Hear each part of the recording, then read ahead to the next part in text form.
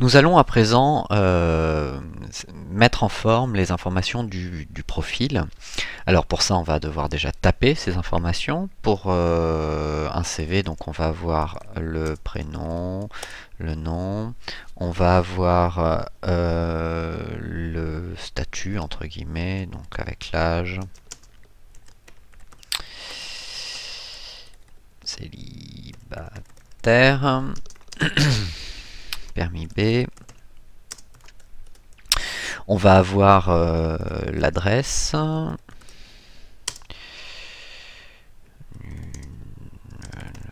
la Liberté par exemple. On va avoir, ah oui, que je termine quand même, ce sera mieux, le numéro de téléphone, fixe et portable par exemple. Mince. Et enfin, on va avoir le mail. On pourrait rajouter aussi pour les personnes qui ont le site internet, tous ces éléments-là.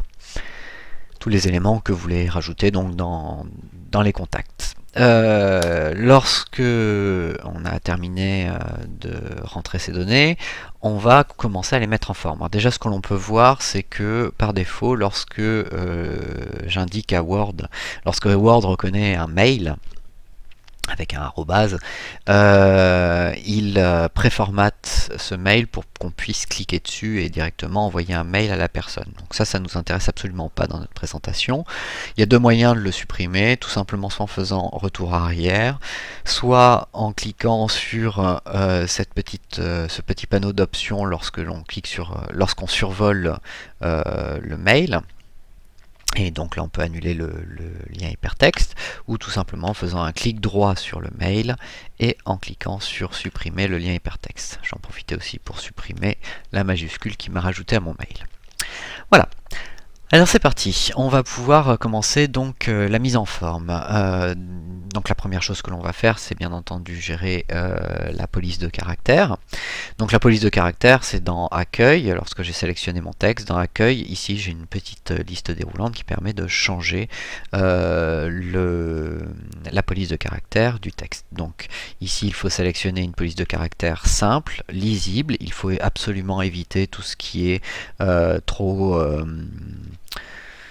graphique, entre guillemets, peu lisible, tout ce qui est script, tout ce qui est trop fantaisiste, à part si, bien entendu, vous êtes sur un profil plus designer ou par exemple dessinateur BD ou des choses comme ça, où vous pouvez à la rigueur pouvoir vous amuser à mettre des textes, des lettrines, des polices plus fantaisistes. Pour ce qui nous concerne, donc, et pour la plupart des cas, on va utiliser une police sobre comme Century Gothic ou Arial ou Time New Roman, ou tout simplement Calibri, celle qui est par défaut. Une fois que vous aurez choisi une police de caractère, ce qui est important, c'est de l'utiliser pour l'intégralité de votre document. Donc on pourrait très bien sélectionner l'intégralité du texte et sélectionner la police de caractère à utiliser. Il y a une solution plus rapide et plus simple. Il vous suffit tout simplement dans Accueil, dans le groupe Style, ici, de faire un clic droit sur le style qui s'appelle Normal. Vous allez ouvrir un menu contextuel avec marqué Modifier, ce qui va nous permettre ici de sélectionner la police de caractère pour l'ensemble du document. Donc là, je vais sélectionner Century Gothic et je vais cliquer sur OK. L'ensemble de mon document va être maintenant formaté correctement avec la police de caractère que j'aurai choisie. Ensuite, on va, prénom-nom, on va le grossir un petit peu histoire qu'il se voit bien. Alors deux possibilités, soit à l'aide de la liste déroulante qui se trouve juste à côté de la sélection des polices. Vous pouvez sélectionner donc une taille prédéfinie, ou alors vous pouvez augmenter ou réduire d'ailleurs la taille de la police grâce à ces deux petits boutons qui vous permettent d'aller progressivement à la taille souhaitée ou de réduire à la taille souhaitée. Une fois que vous avez trouvé une taille qui vous paraît convenable, vous allez passer ensuite à la gestion des paragraphes. Alors cette gestion des paragraphes, elle est pas compliquée. Lorsque l'on rajoute un paragraphe, donc lorsqu'on appuie sur Entrée tout simplement sur Word, il va créer un espace entre deux paragraphes. C'est l'espace que l'on peut voir là, ici, entre chaque ligne. Ce Ce que l'on va faire, c'est qu'on va recondenser un petit peu, on va éliminer un petit peu ces sauts ces espacements qu'il y a entre chaque paragraphe. On va les supprimer, notamment pour le groupe des coordonnées. Donc pour ça, je vais sélectionner l'adresse, les numéros de téléphone et le mail, tout simplement par un cliquer glisser, afin de mettre en surbrillance ces trois éléments. Je vais aller dans Accueil, Paragraphe. Dans le groupe Paragraphe, je vais trouver ici un tout petit bouton qui s'appelle les paramètres du paragraphe, qui va me permettre de rentrer dans toutes les options que l'on peut trouver pour un paragraphe. Donc je clique dessus, j'obtiens cette fenêtre contextuelle, avec ici l'option des espacements. L'espacement avant, c'est-à-dire l'espace que je mets avant un paragraphe, l'espace après, celui que je mets après un paragraphe, lorsque j'appuie sur Entrée. C'est justement cet espace après que je vais réduire à 0 point afin de condenser et de supprimer l'espace qu'il y avait entre mes paragraphes. Je vais faire de même avec l'espace qu'il y a entre nom-prénom et mon statut. Pour ça, je vais sélectionner donc nom-prénom. Je ne vais pas sélectionner la deuxième ligne pour éviter de supprimer l'espace qu'il y a entre ces deux lignes-là. Je vais aller donc dans les paramètres de paragraphe grâce à ce petit bouton et je vais supprimer l'espacement à 0 point. Je clique sur OK et je me retrouve avec quelque chose de bien plus condensé déjà, bien plus facile ensuite à exploiter pour la mise en forme. Ensuite, on va gérer, bien entendu, l'alignement de mon profil. Donc pour ça, très simple, on va d'abord sélectionner l'intégralité du texte. Pour l'instant, par défaut, il est aligné à gauche de ma page. Je peux, grâce au bouton qui se trouve dans le groupe paragraphe, aligner donc soit à gauche, aligner à droite, en cliquant sur ce bouton, ou aligner au centre de ma feuille. Je vais prendre cet alignement-là pour vous montrer un petit peu comment on peut faire un visuel un petit peu sympathique avec ces éléments-là. Voilà.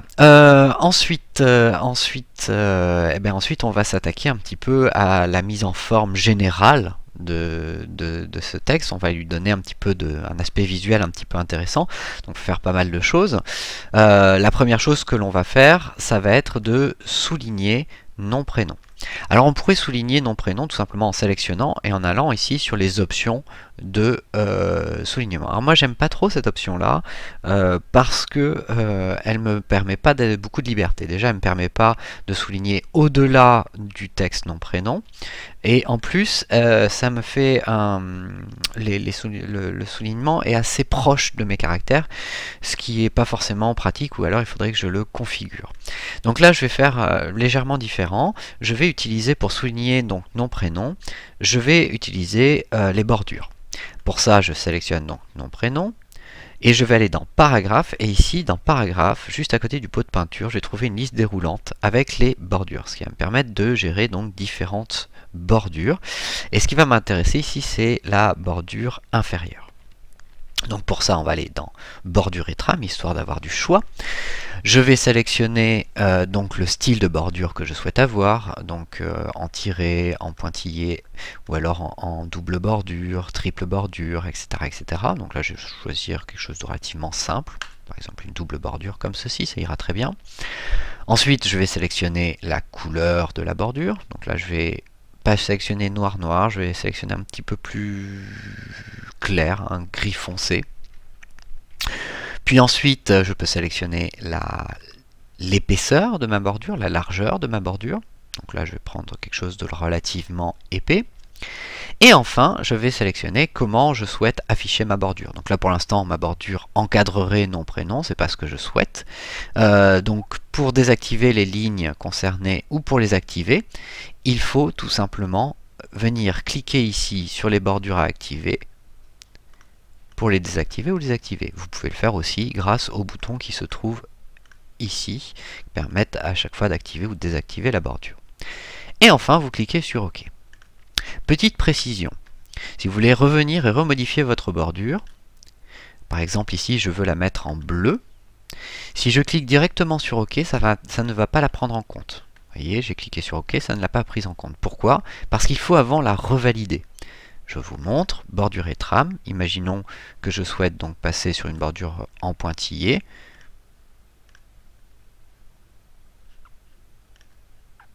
Là, il faudra annuler. Je recommence, bordure et trame, voilà. Donc, imaginons que je veuille passer en bleu, ma bordure. Il faudra que je vienne ici recliquer sur ma bordure afin qu'elle s'affiche en bleu et non dans la couleur que je lui avais donnée au départ. Et là, si je clique sur OK, ça fonctionne bien. Bon, néanmoins, je vais rester sur mon gris foncé, tout simplement parce que je vais vous faire ici, pour ce premier CV, un CV en noir et blanc, totalement en noir et blanc, et en niveau de gris. Ce qui va nous permettre tout simplement de faire un CV qui va être peu onéreux à imprimer. L'idée, c'est de pouvoir aller dans un centre d'impression, dans un magasin qui fait des impressions en noir et blanc, et de pouvoir du coup baisser énormément les coûts et de pouvoir tirer le CV à un très grand nombre d'exemplaires en ayant vraiment un aspect spécifique en noir et blanc. Alors, cette bordure, elle a un défaut. Le défaut, il est simple, c'est que ici et ici, j'ai tout simplement une bordure qui prend toute la place, ce qui n'est pas forcément agréable d'un point de vue esthétique. Donc je vais réduire la taille de cette bordure. Je vais la réduire ici, par exemple, pour qu'elle aille à 5 cm. Et je vais réduire aussi de 5 cm ici. Donc pour ça, c'est très simple. J'ai mon curseur qui se trouve toujours sur mon paragraphe nom-prénom. Je vais toujours dans les paragraphes, paramètres de paragraphe, ici, sur le petit bouton que l'on a utilisé pour l'espacement, et je vais cette fois utiliser l'option de retrait. Si je mets un retrait de 5 cm à gauche, et si je mets un retrait de 5 cm à droite, à partir de là, et que je clique sur OK, la zone en fait pour mon texte va être réduite. On peut le voir aussi ici sur ma petite règle grâce à ces curseurs, va être réduit donc à gauche de 5 cm et à droite de 5 cm, ce qui va avoir pour effet de réduire par là même la taille de ma bordure. Donc ça c'est très très pratique. Ensuite, on va tout simplement formater un petit peu mieux tout ça. Déjà, je vais pour nom, prénom, espacer un petit peu mes caractères, ce qui va donner un aspect un petit peu plus aéré. Donc pour ça, je vais sélectionner nom, prénom, prénom, nom. Je vais aller cette fois dans Accueil. Dans le groupe Police, je vais aller dans les paramètres de la police. Donc là, ici, j'ai mon groupe Police. Ici, j'ai le petit bouton Paramètres de la police. Je clique dessus et je vais pouvoir arriver sur cette fenêtre contextuelle. Dans cette fenêtre contextuelle, ici, j'ai quelque chose qui s'appelle Paramètres avancés. Et dans Paramètres avancés, j'ai l'espacement entre chaque caractère. Alors, soit je peux sélectionner quelque chose de prédéfini, soit je peux tout simplement le faire manuellement.